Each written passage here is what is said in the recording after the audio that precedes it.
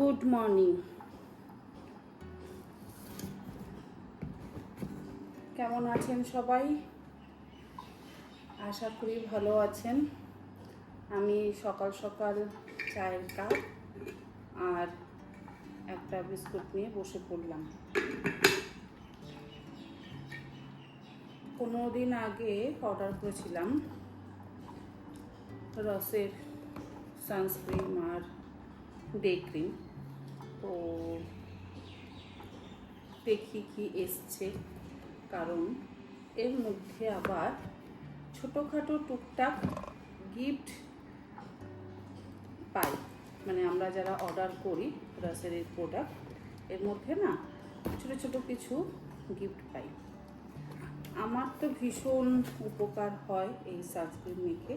আমি খুব একটা ক্রিম মেকআপ কোনো কিছুই সেইভাবে ইউজ করতে পারি না।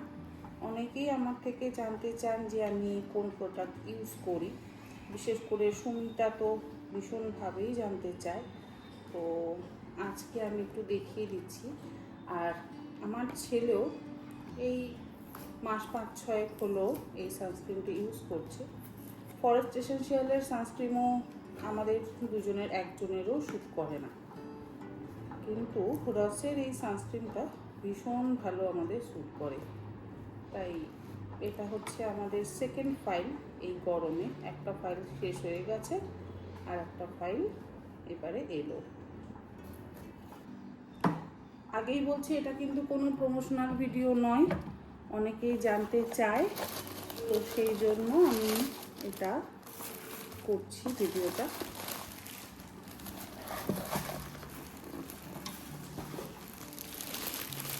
একটা এরকম পাউচ পেয়েছি, আগেও একটা এরকম পাউচ পেয়েছি, আবারও একটা এরকম পাউচ পেলাম। এটা নিয়ে আমার সেকেন্ড পাউচ হলো।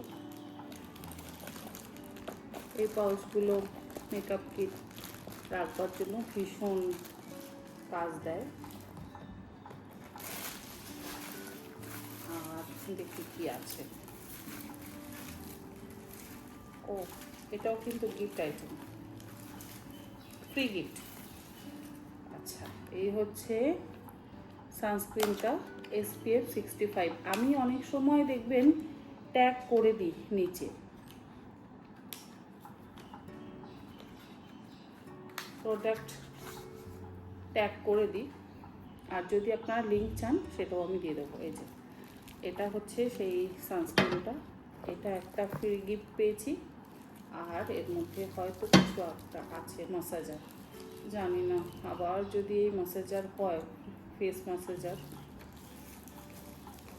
আগেও বেশ কয়েকটা পেয়েছিলাম, আবার ওটাই পেয়েছি। ভরে গেছে এই ম্যাসাজারের, বাড়িতে 4টে আছে।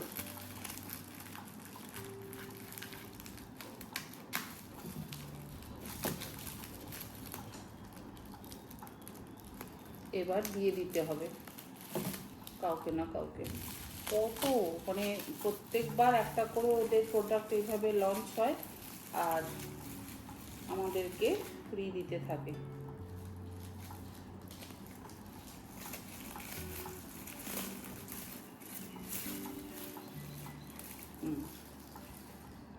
এটা নতুন ব্যাটারি অপারেটেড, এরকম আগে নেই, আগেরগুলো একটু অন্যরকম। এটা দেখতে ভারী সুন্দর। এই যে এখানে ব্যাটারি দেওয়া হবে আর ফেস ম্যাসাজার। এটা হচ্ছে আমাদের পেমেন্ট করেছি এর জন্য, আর এই দুটো ফ্রি পেয়েছি। আর এটা ডে ক্রিম, এটা SPF 65 আর এটা SPF 30 বা 35 এরকম কিছু একটা।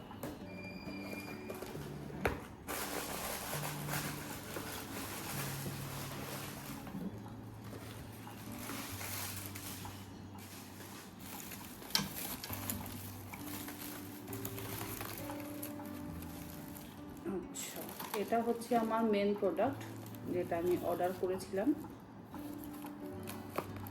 SPF 30 day cream. এই যেমন রান্নাঘরে যখন রান্না করি তখনও তো আমাদের সানস্ক্রিনের প্রয়োজন পড়ে। তো এটা আমি ইউজ করি দিনে। আর আপনারা অনেকেই দেখেছেন যে এই ফেস অয়েলটা আমি ইউজ করি, বিশেষ করে শীতকালে তো এটা ভীষণ ভালো। আমি বড় কিনি, তবে এরকম ছোটো ছোটো যখন আমরা প্রোডাক্টের সঙ্গে ফ্রি পেয়ে যাই তখন আর বড় কিনবার প্রয়োজন পড়ে না। আর এটা দেখছি নতুন আছে লিপ বাম। লিপ বাম আমার অতটা লাগে না, হাজব্যান্ডকে দিয়ে দেবো বা ছেলেকে দিয়ে দেবো। না, লিপস্টিক, ওয়াও, এটা লিপস্টিক, কালারটা ভীষণ সুন্দর।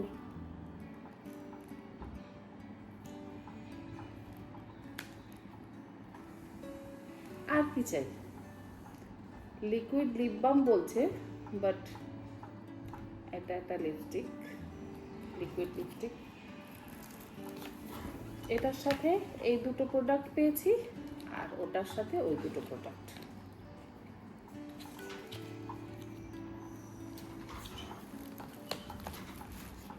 আসল প্রোডাক্ট তো আসেই, তার সাথে ফ্রি গিফট দিয়ে আমাদের কিন্তু মন খুশি করে দেয়। এবার চাটা খাই। আর কালকে বাবার জন্য যে বিরিয়ানি নিয়ে গেছিলাম, মা বিরিয়ানি খায় না, তো কালকে মাও বিরিয়ানি খেয়েছে। কালকে আর ওখানে গিয়ে না ভিডিও করা হয়নি, কারণ এই গরমের মধ্যে একদম ওরা সুন্দর ড্রেস পরে থাকে, জামা কাপড় পরে থাকে, তো সেই জন্য আমি আর ভিডিও কিছু করিনি।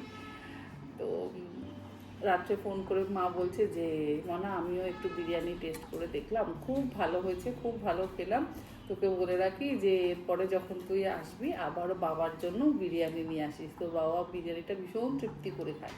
বললাম না যে কী যে খুশি, কী যে হাসি বাবার মুখে আমি দেখতে পাই। আর গেছি, বলছি যে বিরিয়ানি নিয়ে এসেছি, বলছে বিরিয়ানি এনেছিস, একটু রায়তা যদি বানিয়ে দিতিস। আমি ভেবেছিলাম যে রায়তা বানিয়ে নিয়ে যাব, তো আর সেটা হয়নি। বলছি একটু যদি রায়তা বানিয়ে দিতিস তাহলে বিরিয়ানির সঙ্গে খেতাম। তারপরে আবার রায়তা বানিয়ে দিয়ে এলাম, দোকান থেকে দই কিনলাম, কিনে একটু রায়তা, ঘরে দই ছিল, মা দই তো পাতে, কিন্তু সেটা অল্প ছিল, তো একটু দই কিনলাম, কিনে একটু বেশি করে রায়তা বানিয়ে দিয়ে এলাম। রাত্রে বিরিয়ানি আর রায়তা খেয়েছি। লিপস্টিকের কালারটা খুব সুন্দর। কি কফি খাবি? খাবি কফি? যা খাবো তাই খেতে হবে তোমাকে। অনেক দিন পর আজকে এত সুন্দর ওয়েদার পেয়ে কফি হাতে একটু ব্যালকনিতে বসলাম, ওদের সাথে কথা বলতে বলতে একটু কফি খাই। আর ওয়েদারটাও সত্যি আজকে এত ভালো, অনেকদিন পর এই যে বেশ একটু ঝড় বৃষ্টি হলো, ঠান্ডা হলো।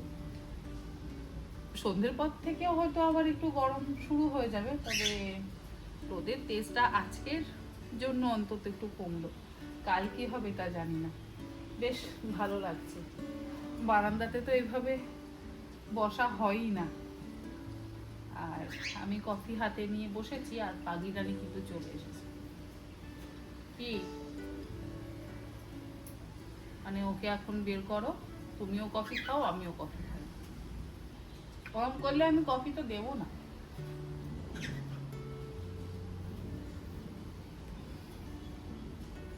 এই জায়গাটায় বসতে আমার খুব ভালো লাগে, কিন্তু এত গরম থাকে অন্যান্য সময় যে এই জায়গাটায় বসাই হয় না। বম্বেতে একদম 7 জুন থেকেই বর্ষা নামতো, আর আমাদের বেশিরভাগ মানুষদেরই কিন্তু ব্যালকনিটা একটা আড্ডা দেওয়ার সময় হতো। আমার পাশে যে ছিল প্রথমের মা পল্লবী, আমার ছেলে আর প্রথম দুজনেই একই স্কুলে আর একই ক্লাসে পড়তো, একই সেকশানেও। তো আর পল্লবী আর আমি ফ্রেন্ড ছিলাম, এখনও আছে পল্লবীর সাথে যোগাযোগ, তবে সেরকমভাবে আর কথা গল্প হয় না। তো পল্লবীও ওর ব্যালকনিতে দাঁড়াতো, আমিও আমার ব্যালকনিতে দাঁড়াতাম, দাঁড়িয়ে একটু গল্প গুজব করতাম। আবার কখনো একসাথে বাজারে যাওয়া বা মার্কেটে যাওয়া, এগুলো ছিল আমাদের দুজনের কাজ। মানে ছেলেদেরকে স্কুলে দিয়ে, পল্লবীও ছেলেকে স্কুলে দিত, আমিও ছেলেকে স্কুলে দিতাম। তারপরে ওর ঘরে যে হেল্পিং হ্যান্ড ছিল লক্ষ্মী, আমার ঘরেও লক্ষ্মী কাজ করতো।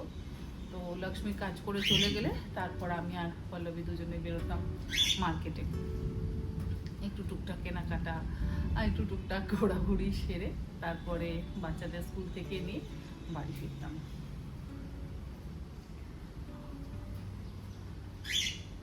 বম্বেতে যখন ছিলাম তখন আমার হাজব্যান্ড আর ট্যুরে যেত না। মানে 2 বছর আমরা আমাদের এই এত বছরের বিবাহিত জীবনে, 26 বছর হয়েছে আমার বিয়ে হয়েছে, তো আমরা 2 বছর ওই একসাথে থাকতাম। পল্লবীর হাজব্যান্ড অবশ্য মিলিন্দ ভাই সাহেব মাঝে মধ্যেই ট্যুরে যেত, কিন্তু আমার হাজব্যান্ড তখন বাড়িতেই থাকতো। মানে অফিসার বাড়িয়ে ছিল লাইফ। তখন আমরা 3 জন একসাথে থাকতে পেরেছি।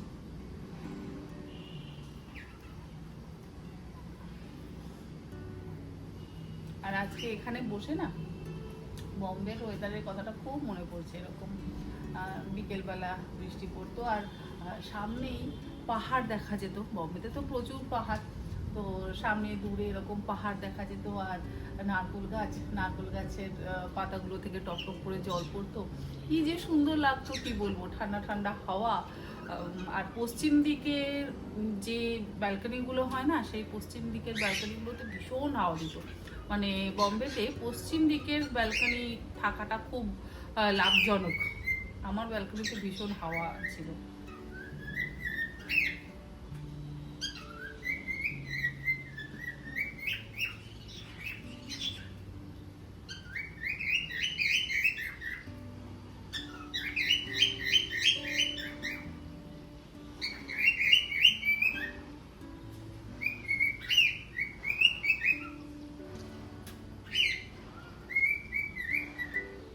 আমার বাড়ির মোটামুটি এই জায়গাটা গোছানো আছে, কিন্তু আমি আরেকটু সুন্দর করে গোছাতে চাই। কারণ জুতো একটু যদি বেশি হয়ে যায় তাহলে একটার উপর একটা রাখা হয়, সেটা আমার খুব একটা পছন্দ নয়। তারপরে এর মধ্যে অনেক বাতিল জুতো আছে বাবা আর ছেলের, যেগুলোকে বাদ দিয়ে যেগুলো এরকম বাইরে রয়েছে সেই জুতোগুলোকে আবার জায়গা মতো রাখবো। আজকে এই জায়গাটা ঠিক মতন গোছাবো।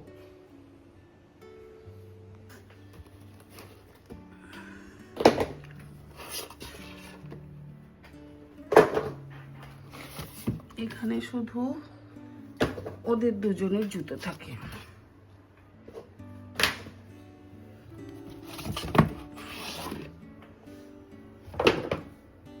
আমারটা এর মধ্যে কে ঢুকিয়ে রেখেছে।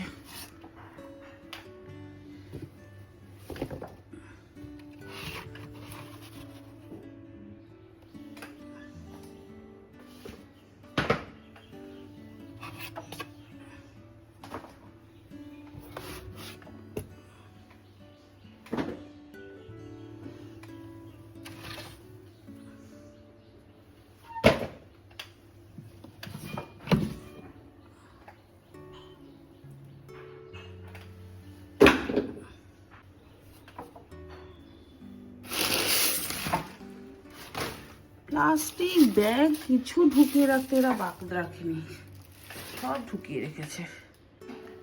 প্রথমে শুকনো কাপড় দিয়ে ধুলোটা ঝেড়ে নিলাম, এবারে একটু ভিজে কাপড় দিয়ে মুছে নিচ্ছি।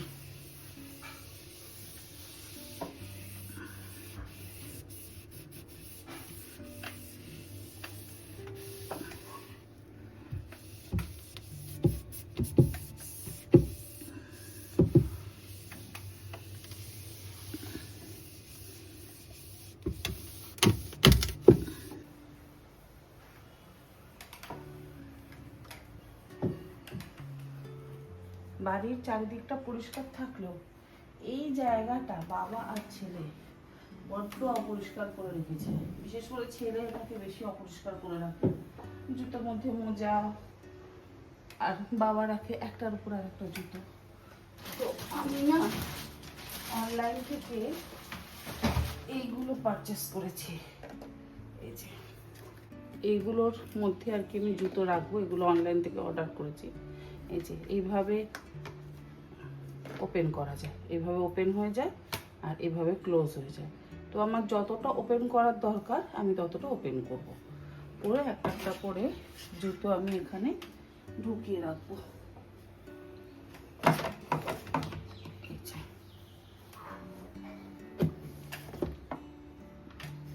এইভাবে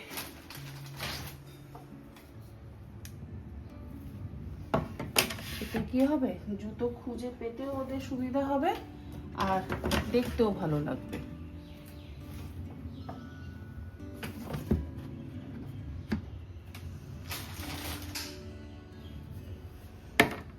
অনেক দিন ধরে ভাবছি এই জায়গাটা গোছাবো গোছাবো, সে কিছুতেই আর হচ্ছে না।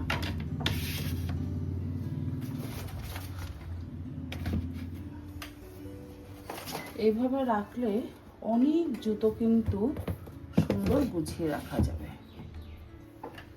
আর খুঁজেও পাওয়া যাবে।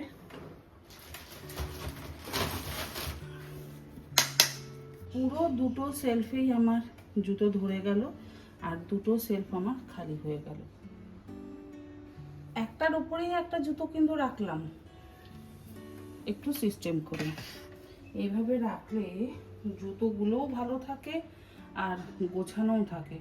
তা না হলে যে কি অসুবিধা হয় জুতো রাখতে, কি বলবো। আপনাদের কারোর যদি লাগে বলবেন, আমি লিংক দিয়ে দেবো। খুব সুন্দর, আমি এটা অনলাইন থেকেই কিনেছি, ভীষণ ভালো লাগলো আমার।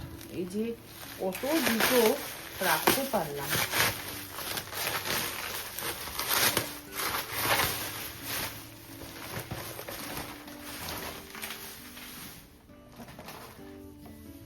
এই জুতোর ওপরে যদি জুতো রেখে দেওয়া হয় আমার খুব বিরক্ত লাগে, কারণ একটা জুতোর ধুলো আর একটা জুতোর উপরে লেগে যায়, জুতোগুলোও নষ্ট হয়। তার সাথে আমাদের যখন পরার সময় হয় তখন আমরা হাত দিয়ে ওই জুতোগুলোকে নিয়েই তো পরি। এখন একটা সেলফের ওপরে যদি এইভাবে রাখা হয় তাহলে দেখতে তো অবশ্যই ভালো লাগে আর গোছানোও থাকে, খুঁজে পেতে সুবিধা হয়। এটা হচ্ছে সব থেকে বড় জিনিস।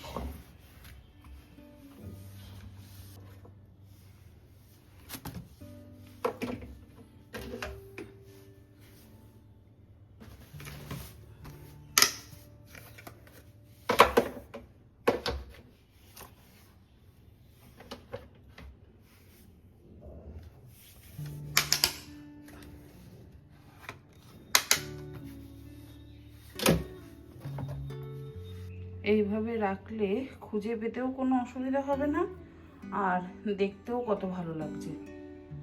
একটার উপর একটা জুতো রয়েছে, বাট এরকম একটা র্যাকের উপরে, তাও একটা দুটো এক্সট্রা হয়ে গেল।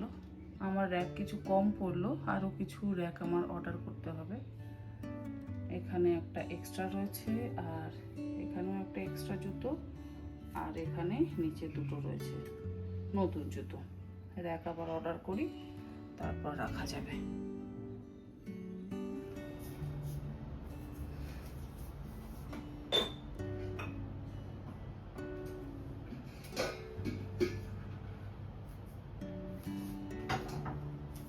Good evening everyone. খুশির খবরটা তো আপনাদের সাথে শেয়ার করলাম, আর খুশির খবরটা আপনাদের সাথে শেয়ার করব না তা তো হতে পারে না। সত্যি ভীষণ ভালো লাগছে, ভীষণ আনন্দ লাগছে, আর কি বলবো, ভীষণ ভীষণ ভীষণ ভালো লাগছে। আমি তো এক প্রকার আশা ছেড়েই দিয়েছিলাম, তো ফোনটা ফিরে পেয়েছি। এটা সত্যি আমার কাছে ভীষণ আনন্দের, আর আমি জানি আপনাদের কাছেও ভীষণ খুশি এবং আনন্দের খবর। আজকে রাত্রে দিদি, জামাইবাবু আর বুই আসছে, মানে দিদির মেয়ে, আর তার সাথে রোহিত, টুম্পা টুম্পার মেয়ে। মানে আমরা 3 বোন আজকে একসাথে হচ্ছি। অনেকদিন আমাদের একসাথে বসে খাওয়া দাওয়া আড্ডা এগুলো হয় না, তো সেই জন্য দিদি বললো যে দিদি তো আসবেই, টুম্পাকেও বললো যে টুম্পা আয়, অনেকদিন তো আমরা একসাথে খাওয়া দাওয়া গল্প আড্ডা করি না, তো সেই জন্য আজকে আমাদের একটা ছোটখাটো আড্ডা হবে। এবং আমি একটু টুকটাক রান্না বান্না করছি, কিমা বানাচ্ছি, মাটন কিমা বসিয়ে দিয়েছি আমার ইনস্ট্যান্ট পটে। আর রোহিত ভীষণ কচুরি খেতে ভালোবাসে, তো অনেকদিন ধরেই আমি রোহিতকে বলেছিলাম যে মাছের কচুরি খাওয়াবো, তো সেটা আর খাওয়ানো হয়নি, তাই আজকে বানাবো মাছের কচুরি ছেলে মেয়েগুলোর জন্য। বুইর অবশ্য কোনো ব্যাপার না, আমার ছেলে ভাজাভুজি তো খায় না, আর টুম্পার মেয়ে খেয়ে নিলেও, মানে মিন্নি খেয়ে নিলেও ওর একটু দাদা যা খাবে সেরকম একটু খাবার হলে ভালো হয়, তাই ওদেরকে একটু চিকেন পাস্তা বানিয়ে দেবো, ওই ম্যাক এন্ড চিজ পাস্তা বানিয়ে দেবো, আর বানাবো একটু চিয়া পুডিং। ব্যাস, খুব সিম্পল রান্না, তবে আটাটাই হচ্ছে আমাদের কাছে আসল। মোটামুটি আমি ওটা বসিয়ে দিয়েছি, আর বাকি একটু ওই কিমার জন্য প্রিপারেশন করব। টুম্পা আবার ইলিশ মাছও যে খুব একটা ভালোবেসে খায় তা নয়, রোহিত খায়, কিন্তু যেহেতু বিয়ে বানাচ্ছি, মানে কচুরি বানাচ্ছি, তাই আর ইলিশ মাছের ঝামেলা টামেলা রাখছি না। এই হচ্ছে আজকে রাতের আমাদের মেনু। দেখা যাক, ওরা আসুক, তারপর আবার আমাদের আড্ডা হবে।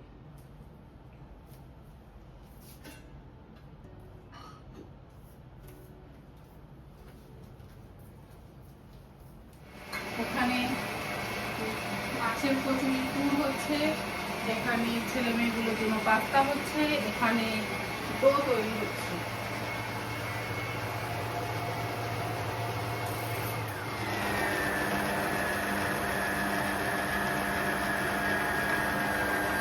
এটা আমি রিসেন্টলি পারচেস করেছি, ডো মেকারটা।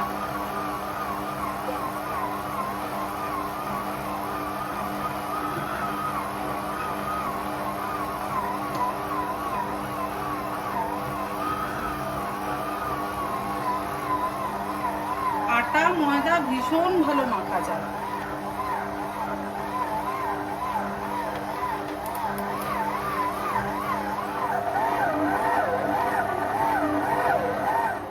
ব্যাস, আমার কচুরির জন্য ময়দা মাখা রেডি। আমি এবার এটাকে বের করে নিই।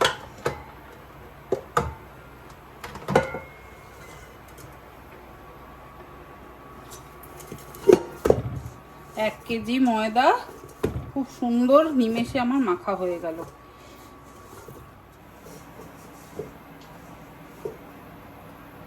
এই যে সুন্দর 1 কেজি ময়দা মাখা হয়ে গেল। এবার এর থেকে লেচি কেটে নেব, ভাবছি একটু মোমো বানিয়ে ফেলি। দেখি কতটা কি করতে পারে। ওদিকে পাস্তাটা সেদ্ধ হয়ে গেছে, আমি তো ভীষণ ইজি প্রসেসে পাস্তা করি। পাস্তাটা সেদ্ধ হয়ে গেছে, পুরটাও হয়ে গেছে। ওদের এখন আসতে মোটামুটি আরো 8 ঘন্টা তো লাগবেই, ততক্ষণে আমার সব হয়ে যাবে।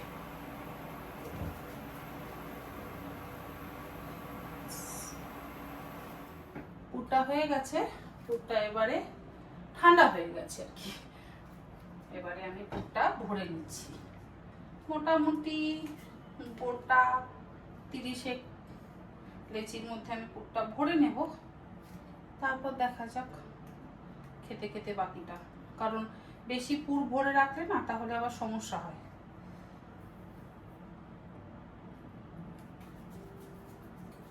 অনেক দিন ধরে রোহিতকে বলছিলাম যে খাওয়াবো খাওয়াবো, তো সে আর হচ্ছিলই না।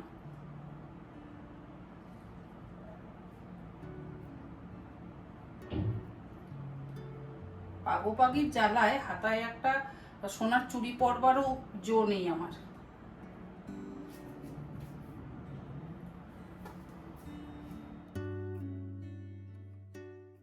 মোটামুটি আমাদের এখন আড্ডা কিন্তু একদম শেষ পর্যায়ে।